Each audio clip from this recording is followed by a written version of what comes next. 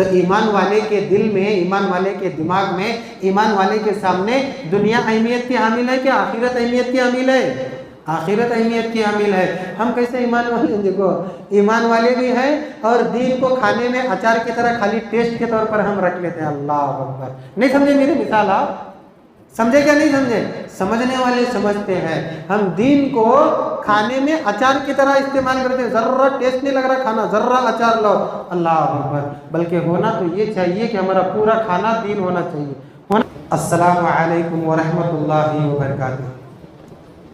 الحمد للہ رب العالمین والعاقبۃ للمتقین والصلاة والسلام علی اشرف الانبیاء والمرسلین ومن تبعهم بإحسان إلى يوم الدين، أما بعد، قال الله تبارك وتعالى في مقدس كتابه في القرآن المجيد: أعوذ بالله من الشيطان الرجيم، بسم الله الرحمن الرحيم، فألقى عصاه فإذا هي ثعبان مبين ونزع يده فإذا هي بيضاء للناظرين۔ حضرات، مصلیان کرام، بزرگان دین، نوجوان دوستوں، پیارے پیارے بچوں، الحمدللہ ایک عشرے کی تراویح کی نماز مکمل ہو چکی ہے۔ اللہ قبول فرمائے۔ آپ نے دیکھا ایک تراویح شروع ہوئی تھی، ایک عشرے پر ختم ہو گئی ہے، اور دعا ہے حافظ صاحب کی کچھ قرات بیچ میں ان کی شاید آواز میں کچھ سختی ہو رہی تھی، دعا کریں کیونکہ پورے 30 دن کے لیے ہماری آن بان شان ہے، اللہ ان کی صحت میں، ان کے آواز میں تندرستی عطا فرمائے۔ آج آپ سب لوگوں نے سنا تقریباً 4 رکعت تک ایک نبی کا واقعہ تسلسل کے ساتھ چلا، 4 رکعت تک مسلسل۔ ہماری آدھی تراویح جو ہوئی اس میں ایک ہی نبی کا قصہ بیان ہوا، اور وہ نبی کون ہے؟ حضرت موسیٰ علیہ السلام، زادک اللہ فی علمک۔ موسیٰ علیہ السلام کے بے شمار واقعات بیان ہوئے، ایک واقعہ میں بیان کروں گا، اور اس کے لیے عنوان میں نے منتخب کیا ہے: ایک ایمان والے کے لیے اہمیت کس چیز میں ہوتی ہے، دنیا میں یا آخرت میں؟ ایک ایمان والا امپورٹنس کس چیز کو دیتا ہے، دنیا کو یا آخرت کو؟ اور اس کا جواب آپ خود دیں گے، آخرت کو۔ اور ایمان والا جب اپنے ایمان کو زیادہ کرتا ہے تو آخرت اور اس کے قریب نظر آتی ہے، اور جب وہ ایمان والا اپنے ایمان کو کمزور کرتا ہے تو دنیا اس کے قریب ہوتی ہے۔ بہت ہی پیارا واقعہ ہے، آپ سنیے۔ حضرت موسیٰ علیہ السلام کو جب نبوت ملی تو موسیٰ علیہ السلام فرعون کے پاس آئے اور سیدھا کہنے لگے: اللہ تبارک و تعالیٰ نے مجھے نبی بنایا ہے، تمہیں ہدایت کے راستے پر بلانے کے لیے تمہاری طرف بھیجا ہے۔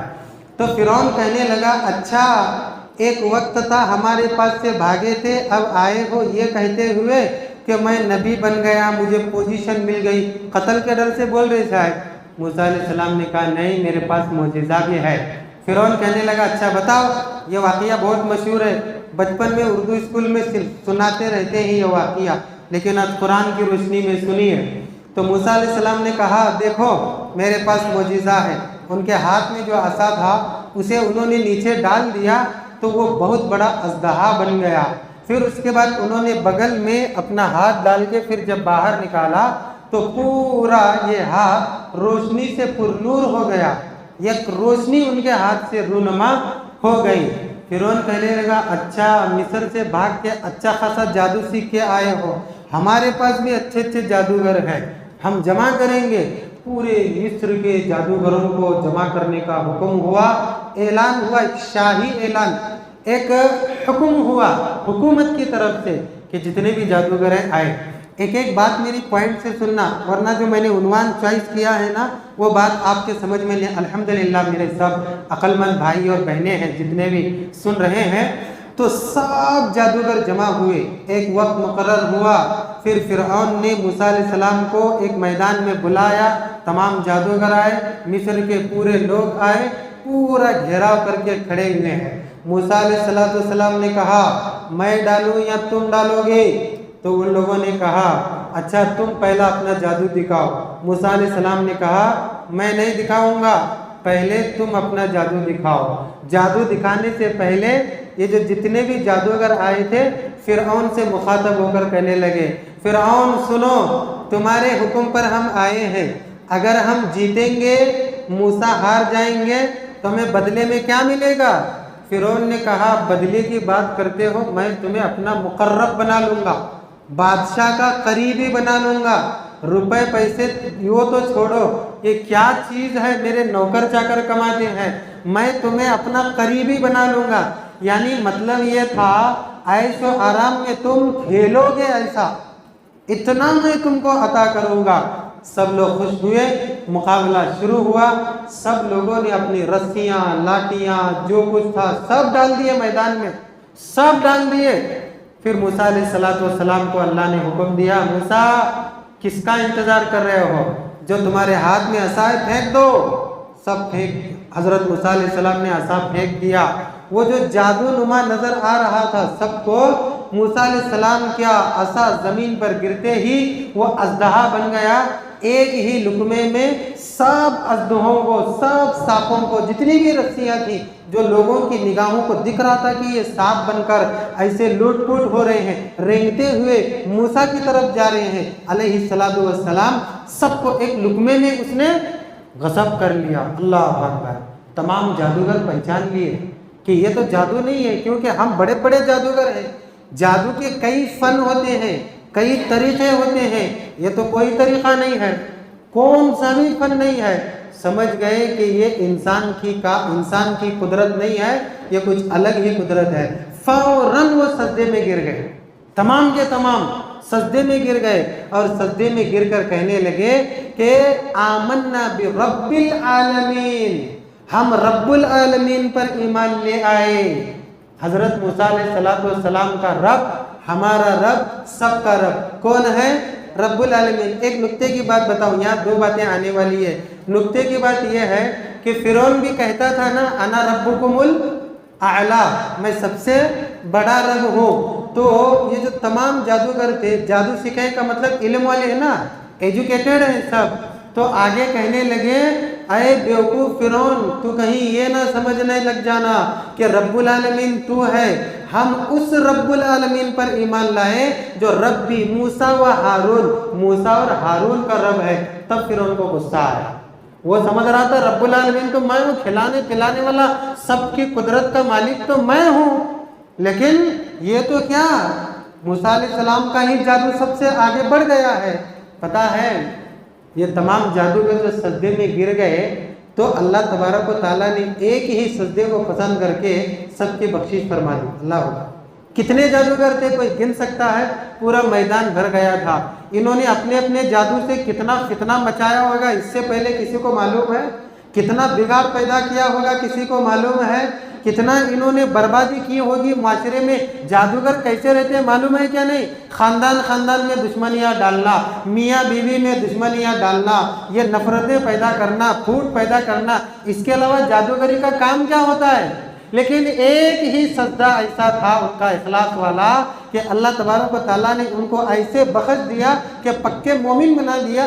ایمان ایک سیکنڈ کے اندر ایک سجدے کی بدولت ان کے دل میں اتنا مضبوط ہو گیا کہ آگے فرعون کی دھمکی بھی کچھ کام نہیں آئی۔ اللہ اکبر! ایک ہی سجدہ ان کے تمام گناہوں کا کفارہ بن گیا۔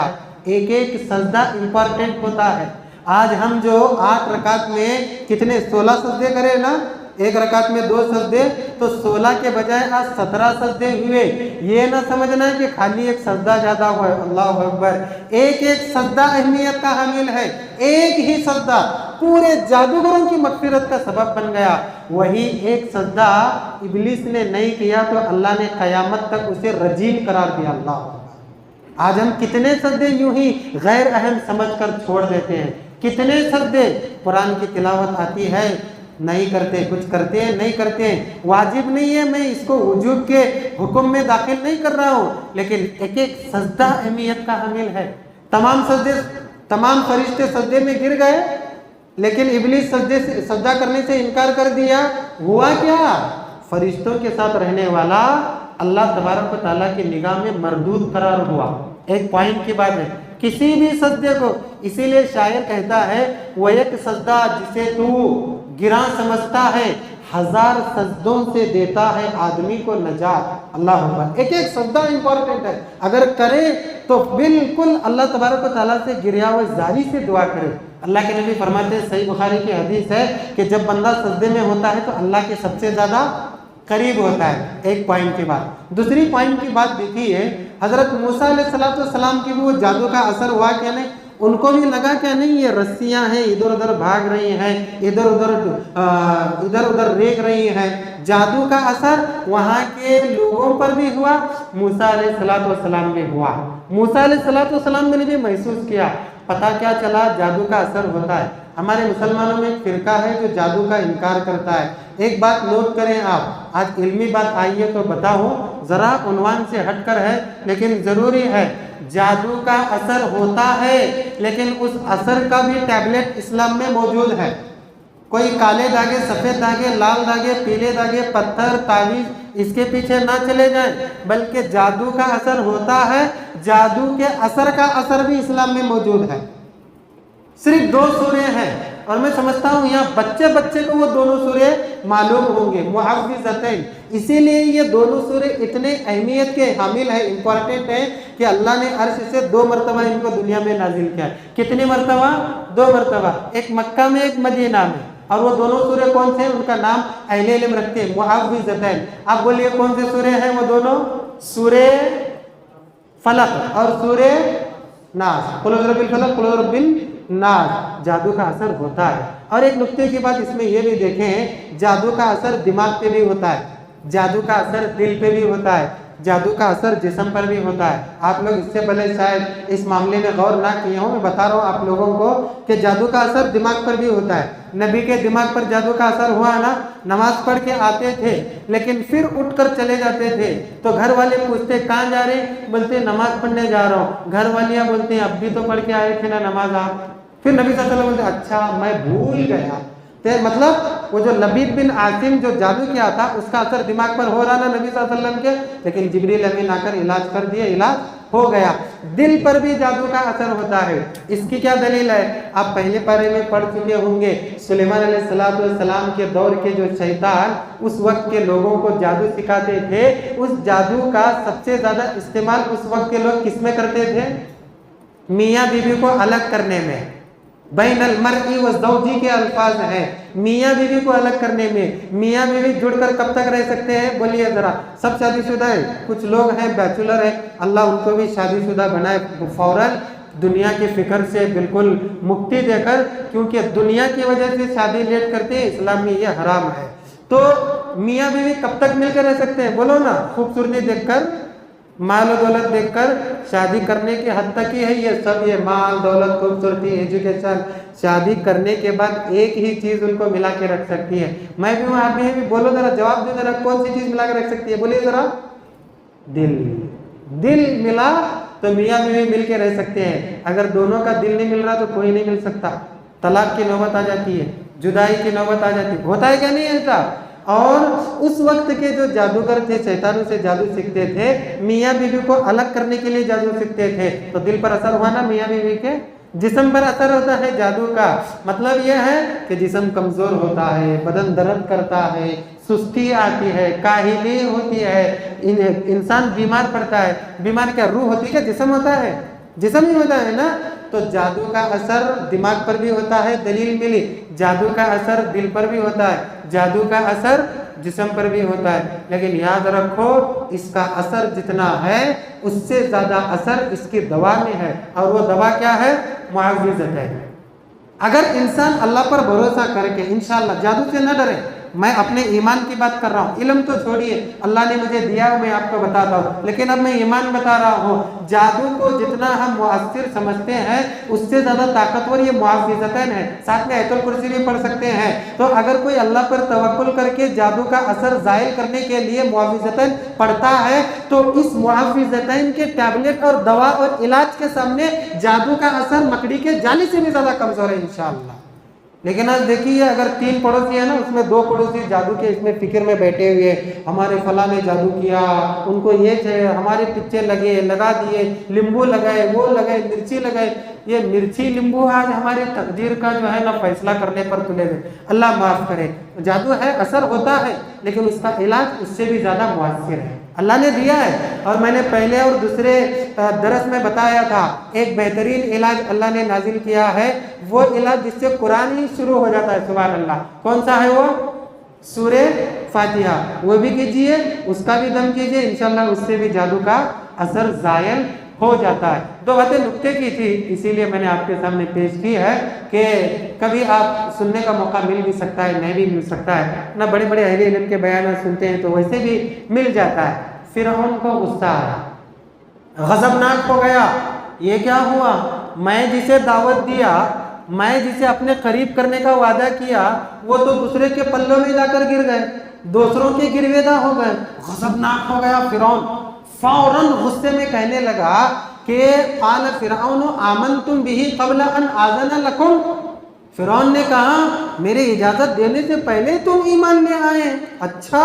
ان ھذا لمکر مکرتموہ فی المدینہ. یہ میرے حکومت کے خلاف شہر میں بہت بڑی سازش ہے تمہاری، بہت بڑی سازش ہے، تم سازش کر رہے ہو. لتخرجوا منہا اہلہا. یہ سازش صرف اس لیے ہے تم چاہتے ہو کہ یہاں سے یہاں کے لوگوں کو بھگاؤ. تم اور تمہارا استاد موسیٰ یہ دونوں چال چل رہے ہیں حکومت کے خلاف. سنو میں چھوڑوں گا نہیں ایسے ہی تم کو. فرعون نے کہا فسوف تعلمون. ان قریب تم جانو گے میں کیا کرنے والا ہوں تمہارے ساتھ. ایمان آنے سے پہلے لالچ تھی نا، کیا بولے کیا ملنے والا ہے، کیا ملنے والا ہے. اب دیکھو سیکنڈوں میں، 1 سال 2 سال کے بعد کی بات ہے کیا یہ؟ اسی میدان میں اسی وقت کا واقعہ ہے.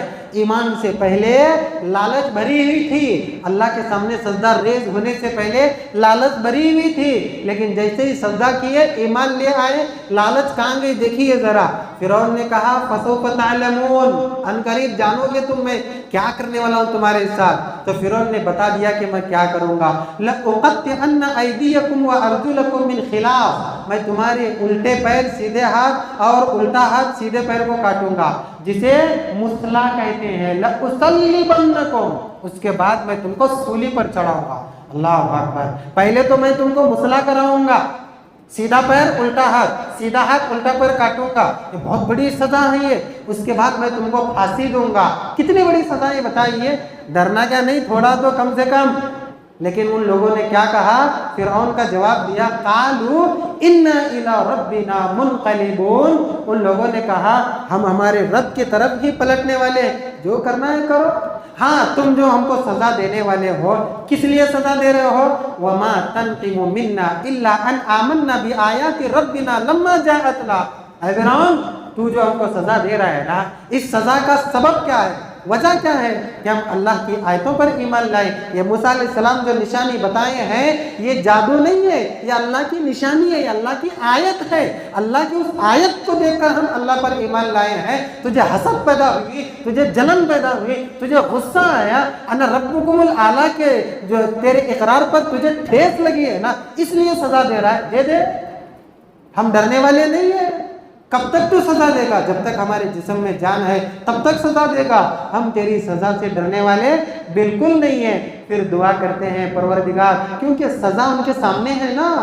سیدھا پیر الٹا ہاتھ، سیدھا ہاتھ الٹا پیر کاٹ کے سولی پر لٹکایا جانا یہ کوئی معمولی سزا ہے. سزا بھی ان کی نگاہوں میں ہے، اس کی کیفیت بھی ان کی نگاہوں میں ہے، اس کا ڈر اور اس کا درد بھی ان کی نگاہوں میں ہے. لیکن دل اللہ نے سیکنڈوں میں اتنا مضبوط کر دیا کہ فرعون کی دھمکی سے ڈرنے کے بجائے اللہ سے دعا کر رہے ہیں. اللہ اکبر. تو ایمان والے کے دل میں، ایمان والے کے دماغ میں، ایمان والے کے سامنے دنیا اہمیت کی حامل ہے کہ آخرت اہمیت کی حامل ہے؟ آخرت اہمیت کی حامل ہے. ہم کیسے ایمان والے؟ دیکھو ایمان والے بھی ہیں اور دین کو کھانے میں اچار کی طرح خالی ٹیسٹ کے طور پر ہم رکھ لیتے ہیں. اللہ اکبر. نہیں سمجھے میری مثال؟ آپ سمجھے کیا نہیں سمجھے؟ سمجھنے والے سمجھتے ہیں. ہم دین کو کھانے میں اچار کی طرح استعمال کرتے ہیں. ذرہ ٹیسٹ نہیں لگ رہا کھانا، ذرہ اچار لو. اللہ اکبر. بلکہ ہونا تو یہ چاہیے کہ ہمارا پورا کھانا دین ہونا چاہیے. ہونا کیا نہیں ہونا؟ میری مثال اگر کسی کو اچھی لگے تو اچھی لگے، اگر کسی کو سخت لگے تو درگزر کیجئے، معاف کیجئے. پھر دعا کرتے ہیں ربنا افرغ علینا صبرا. اے پروردگار ہمیں زیادہ سے زیادہ صبر کی توفیق عطا فرما. اس کا لفظی ترجمہ ہے اے اللہ ہمارے اوپر صبر کو انڈھیل دے. उंडेल दे, यानी सर से पैर तक सब्र की तौफीक अता फरमा, क्योंकि अभी बहुत बड़ी सजा हमको मिलने वाली है। वतवफ़्फ़ना मुस्लिमीन, और हमको मौत दे मुसलमान की हालत में। ये दुआ करते हैं। पता क्या चला, ईमान वाले को तकलीफ होती है, दुनिया की वजह से तकलीफ होती है तो दुनिया की तरफ नहीं फिरता है, बल्कि अल्लाह से दुआ करता है, अल्लाह मुझे इस रास्ते पर साबित कदम अता फरमा, मुझे इस रास्ते पर सब्र करने की तौफीक अता फरमा, थोड़ा नहीं बल्कि भरपूर सब्र करने की तौफीक अता फरमा। और एक बात नुक्ते की ये भी बात मालूम होती है, वो ये है कि एक ईमान वाला है तो जान बचाने की नहीं सोचता, ईमान बचाने की सोचता है। आज हम कौड़ी कौड़ी के लिए ईमान बेच देते हैं, कोई सूद ले लेता है, कोई धोखा दे देता है, कोई इल्जाम लगा देता है माफ कीजिए, कोई कुछ करता है, कोई किसी का हड़प कर लेता है, पाई पाई कौड़ी कौड़ी के लिए ईमान बेचने को तैयार होता है। यहाँ ईमान वाले ईमान बचाने के लिए, जान देने के लिए तैयार हुए। ये है इंपॉर्टेंस कि एक ईमान वाले के पास दुनिया अहमियत की हामिल है कि आखिरत अहमियत की हामिल है? आखिरत अहमियत की हामिल है। एक ईमान वाले के पास ईमान इंपॉर्टेंस है या जान इंपॉर्टेंस है? बताइए आप। जान इंपॉर्टेंस है। ये कब मिल रही हमको बातें? रमज़ानुल मुबारक के महीने में। तो अल्लाह से दुआ करें कि अल्लाह तबारक व तआला हमें इन वाक़ियात से जैसी जैसी नसीहत मिलती है वैसी नसीहत हासिल करने की तौफीक अता फरमा। अल्लाह दुनिया उतनी ही दे जितनी हमें ज़रूरत है, लेकिन अल्लाह आखिरत की तैयारी जीती जी करने की तौफीक अता फरमा। आखिरी सांस तक हमें मुसलमान बन के रहने की तौफीक अता फरमा। सांस निकले भी तो इस्लाम की हालत में हमारी सांस निकले। अल्लाह हम इस बात का तुझ पर तवक्कुल करते हैं। आमीन सुम्मा आमीन। व आखिरु दावाना अनिल हम्दुलिल्लाहि रब्बिल आलमीन व मा अलैना इल्लल बलागुल मुबीन। वस्सलामु अलैकुम व रहमतुल्लाहि व बरकातुहू।